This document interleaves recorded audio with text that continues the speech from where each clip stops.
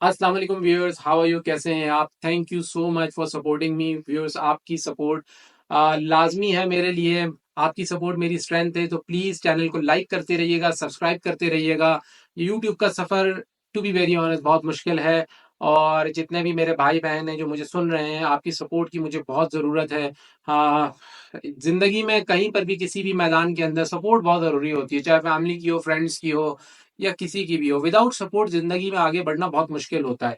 So let's come to the third match of today's. आज second day था और third match हुआ, जो कि मुल्तान सुल्तान और हुआ कराची किंग्स के दरमियान। एक आउटस्टैंडिंग मैच हुआ, मतलब जैसा हम एक्सपेक्ट करते हैं ना कि पीएसएल के मैचेस को होना चाहिए, high rise game, heat up game, वैसा ही एक मैच हुआ। आउटस्टैंडिंग परफॉर्मेंसेस हमें देखने को मिली। कुछ हम परफॉर्मेंसेस के ऊपर बात करेंगे और कुछ हम क्रिटिक्स के ऊपर ही बात करेंगे। मैं तो क्रिटिक करूंगा, बाकी मुझे और लोगों का पता नहीं। हाँ, आप अपने कमेंट्स के जरिए मुझे जरूर बताइएगा कि मैं सही बोल रहा हूँ या नहीं, लेकिन I will critic. Well, this was a wonderful wonderful match, जैसा कि होना चाहिए, जैसा कि पीएसएल जैसा टूर्नामेंट डिजर्व करता है कि मुल्तान सुल्तान जो है वो बैटिंग का आगाज करते हैं और रिजवान जो है वो सेंचुरी मारते हैं और 234 के का टारगेट देते हैं मुल्तान सुल्तान कराची किंग्स को। जिस वक्त 20 ओवर्स के अंदर जिस तरीके से, और खास तौर पे लास्ट 10 ओवर्स में जिस तरीके से कराची किंग्स के बॉलर की पिटाई लग रही थी, मतलब उनके 4 ओवर ऐसे गए हैं जिसमें उनके बॉलर्स को 22-22 रन पड़े हैं। तो ऐसे मौके पे ऐसा लग रहा था कि कराची किंग्स इस गेम में ओवर हो चुके हैं, खत्म हो चुके हैं। उनकी बॉडी लैंग्वेज एकदम गिरी हुई थी, मिस फील्ड पे मिस फील्ड्स हो रही थी, बाउंड्रीज रुक ही नहीं रही थी, हाथों से बॉल जा रही थी। चाहे वो शान मसूद जैसे एक्सपीरियंस प्लेयर जो है वो मिस फील्ड कर रहे हो, या कोई फॉरनर हो, इतने इतने डॉली जो शॉट्स थे कि जो कि सीधा हाथों में आ रहे थे, वो मिस फील्ड हो रहे थे। ऐसा होता है जब आपकी टीम फुली प्रेशर में आ जाती है, और एक एक ओवर में 22-22 रन पड़ रहे थे। ऐसा लग रहा था कि कराची किंग्स ये मैच में हिम्मत ही हार गया है। जब 234 जैसा पहाड़ जैसा टारगेट हो, तो ऑलमोस्ट साइकोलॉजिकली आप ना हार जाते हो। इस मौके से खड़ा होना और आके फाइट करना बहुत बड़ी बात होती है। तो मुल्तान सुल्तान की तरफ से जो है, जो सबसे बेस्ट इनिंग खेली वो मोहम्मद रिजवान ने खेली, और उन्होंने सेंचुरी स्कोर की। मुल्तान सुल्तान का आज ये पहला मैच था, और पहले मैच में ही रिजवान ने सेंचुरी स्कोर की बतौर कैप्टन। उसके बाद हम आते हैं, मैं बॉलिंग के ऊपर इसलिए बात नहीं करूंगा, दोनों टीमों की बॉलिंग के ऊपर बात नहीं करूंगा क्योंकि जब व्यूअर्स 234 के रन्स के ऊपर आप बात कर रहे हो, तो इसका मतलब है कि हर कोई पिटा है, हर कोई पिटा है। किसी ने 50 रन दिए, किसी ने 60 रन दिए, किसी ने 70 रन दिए, तो आप क्या बॉलिंग के ऊपर बात करोगे? किसी की भी आउटस्टैंडिंग बॉलिंग नहीं थी इस मैच में, सभी पिटे हैं। और फिर 234 चेज हो जाना, मतलब इम्पॉसिबल से पॉसिबल हो जाना, तो ऑफकोर्स दूसरी साइड की बॉलिंग भी खूब पीटी है।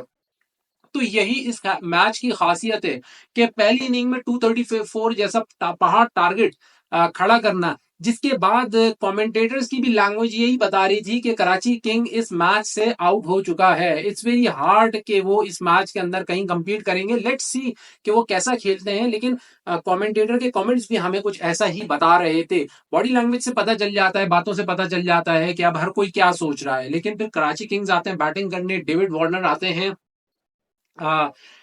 ओपन करते हैं और टिम साइफर्ड के साथ, और एक अच्छा आगाज जो है टिम साइफर्ड देते हैं। लेकिन डेविड वार्नर से जैसा एक्सपेक्ट किया जा रहा था, वो इस टीम के कैप्टन है, जल्दी आउट हो जाते हैं, कोई खास रन बना नहीं पाते।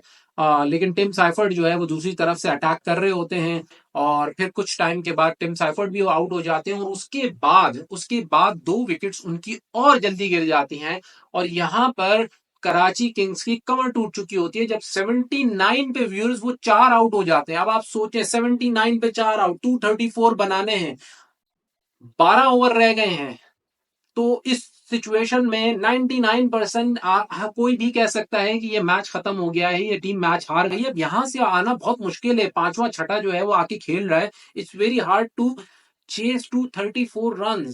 से आपको देखने को मिलती है एक जबरदस्त बैटिंग खुशदिल शाह और एडम मिलान की तरफ से। आउटस्टैंडिंग बैटिंग, आउटस्टैंडिंग पार्टनरशिप, एक पार्टनरशिप की जरूरत थी जो उन्होंने लगाई। यही बात हम अगर आप देखें इससे पहले जो एक मैच हुआ पेशावर जल्मी का और क्वेटा ग्लैडिएटर्स का, उस मैच के अंदर क्वेटा ग्लैडिएटर ने भी 216 रन का टारगेट दिया, लेकिन पेशावर जल्मी जो है वो पार्टनरशिप नहीं लगा सके और रन रेट को उस रेट से नहीं ले जा सके जो रिक्वायर्ड रन रेट था, और यके बाद दीगरे उनकी विकेट्स गिरती चली गई तो वो चेस डाउन नहीं कर सके। लेकिन यहां पर 4 विकेट गिरने के बाद 79 पर 4 एक जबरदस्त पार्टनरशिप लगती है। और सिर्फ पार्टनरशिप नहीं लगती व्यूज, ये वो टाइम है कि जब आप याद रखें कि 13 का रन रेट था, 13 के रन रेट से खेलना पांचवें छठे नंबर पे, that shows the calibre of a batsman. Adam Milne century मारते हैं, वहां से मुल्तान सुल्तान की तरफ से रिजवान सेंचुरी मारते हैं और यहां से एडम मिलन सेंचुरी मारते हैं। एडम मिलन की सेंचुरी और खुशदिल शाह की 50, ऑलमोस्ट 250 रन के स्ट्राइक रेट से दोनों प्लेयर्स खेले हैं, प्लस 200 रन के स्ट्राइक रेट से खेले हैं और इस मैच को फतह की तरफ लेके गए हैं। और उसके बाद वो 12 ओवर में जिस तरीके की पार्टनरशिप लगी है और कराची किंग्स ये मैच 4 विकेटों से जीत गया। जी हाँ व्यूअर्स, 4 विकेटों से ये मैच कराची किंग्स जो है वो जीत गया।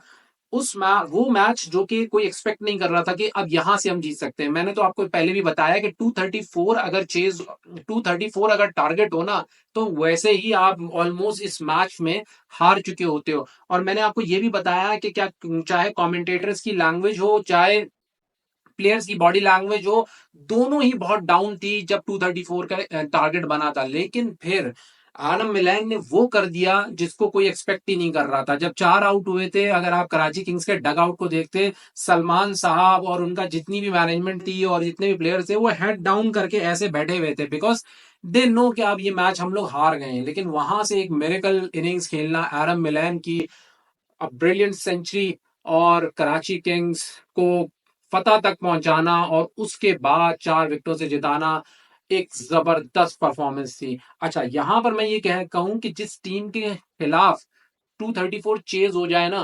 234 को अगर वो डिफेंड ना कर पाए तो उसका मोराल बहुत डाउन होता है, क्योंकि वो ये सोचता है कि यार अगर मैं 234 नहीं जो है मैं डिफेंड कर पाया तो फिर what target do I have to make in other next matches, कि जिसको मैं फिर डिफेंड कर पाऊंगा। क्या हमारी बॉलिंग इतनी केपेबल नहीं है कि इतना बड़ा जो स्कोर है वो डिफेंड नहीं कर पाई, और वो भी उस पोजीशन से जब हम मैच में पूरे तरीके से आ गए थे। हमने कराची किंग्स की कमर तोड़ दी थी, 79 फॉर 4 से हमने 234 चेज करवा दिया, तो बहुत मोरल डाउन होता है। लेकिन उस टीम का जो 79 फॉर 4 से 234 चेज कर जाए, उसका मोरल ऐसे आसमानों पर होता है। वो इस वजह से कि नाउ दे नो, अब डेविड वार्नर मैं आपको बता रहा हूं नेक्स्ट मैचेस में देखिएगा कैसा खुल के खेलेंगे। अब उनको पता है कि मैं जल्दी भी आउट हो जाऊं तो आई डू हैव प्लेयर कि जो कि कहीं से भी मैच को जिता सकते हैं। अगर वो 234 चेस करते हैं, उनके नीचे के प्लेयर 5वें 6ठे 7वें प्लेयर्स अगर 234 चेस कर सकते हैं, तो now we have a big heart. अब हम ऊपर से खुल के खेल सकते हैं, अब हमें कोई टेंशन लेने की जरूरत ही नहीं है। टेंशन तब होती है जब ऊपर वाला प्लेयर सोचता है कि यार नीचे पता नहीं हमारी बैटिंग लाइनअप कितनी स्ट्रांग है कितनी नहीं। लेकिन यहां पर इस इनिंग को खेलने के बाद डेविड वार्नर, अब आप देखिएगा एक अलग ही रूप में आगे के मैचेस में नजर आएंगे और कराची किंग्स का जो मोराल है इस वक्त सुपर डुपर हाई होगा। तो एक जबरदस्त मैच हमें देखने को मिला, एज वी वर एक्सपेक्टिंग के पीएसएल में ऐसे ही मैचेस होने चाहिए, क्लोज मैचेस होने चाहिए, हाई स्कोरिंग मैचेस होने चाहिए। और जिस तरीके से बराबर में आईपीएल हो रही है और वहां पे भी कुछ ऐसे ही इंटरेस्टिंग मैचेस हो रहे हैं, हमारी पीएसएल के अंदर भी इसी तरह की ब्रांड ऑफ क्रिकेट होनी चाहिए, so that the world knows के still it's the best, one of the best league in the world. So viewers, ये थी आज की मैच की समरी। सो व्यूअर्स, यहाँ पर मैं बस यही कहना चाहूंगा कि कल थर्सडे है और कल के मैच के साथ जो है एक नई वीडियो में फिर से हाजिर होऊंगा। तब तक के लिए अपना बहुत बहुत ख्याल रखिएगा and please do like my channel and subscribe my channel और अपनी राय का इजहार जरूर कीजिएगा। अस्सलाम वालेकुम।